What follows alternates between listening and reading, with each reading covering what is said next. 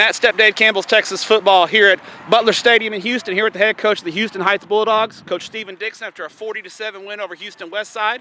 Coach, first off, congratulations on the big win for you guys. Yeah, it was a big win for us. You know, Westside is a big foe for us, and we took care of business today. This was a big game coming in.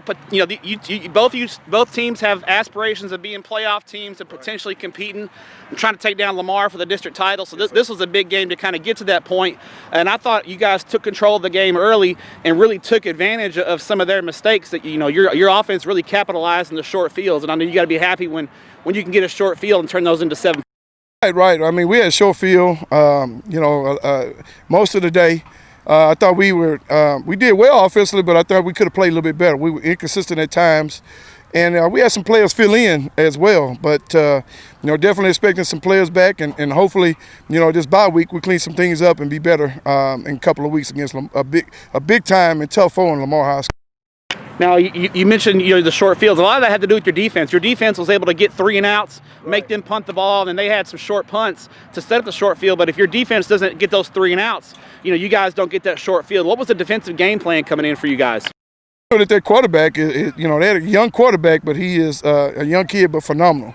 And we always felt if we can stop that quarterback run game, that we always had a chance to play well off defensively. So that was something that we focused on all week. We were able to do that. Unfortunately, he got injured and kind of hampered them a little bit offensively, but I thought our defense played well all night. I thought they sent pressure. I thought our defensive blacks came up and filled on the run.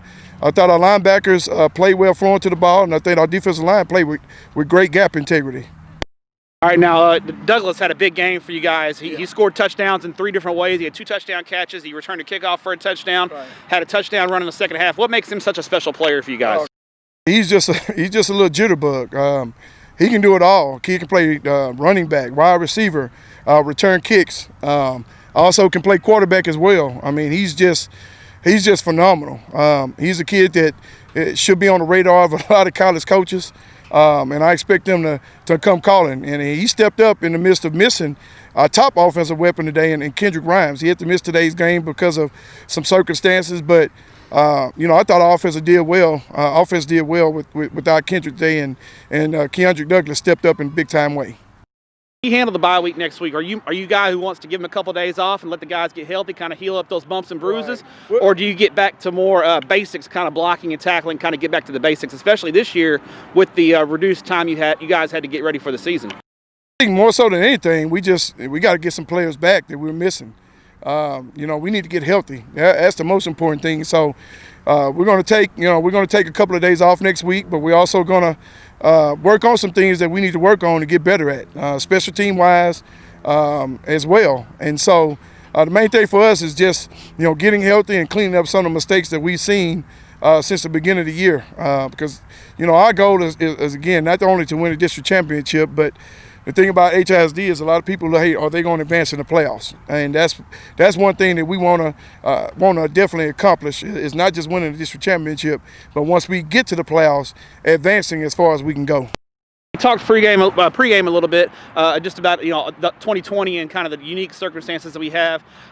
From your perspective as a coach in the inner city, how important has it been for your kids to be able to play high school football this year and be able to have some sense of normalcy in their lives?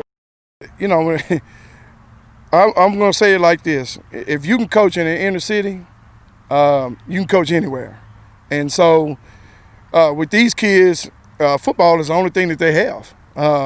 It's the only thing that some of them look forward to. It's something that helps them keep their grades up. It helps keep them out of trouble. It helps them to look forward to getting out of here and fighting for potential scholarship. And with football being back, not just for us, but for Texas in general, and in general, especially a lot of inner city kids, this is just phenomenal for us to get back to at least a little bit of sense of normalcy.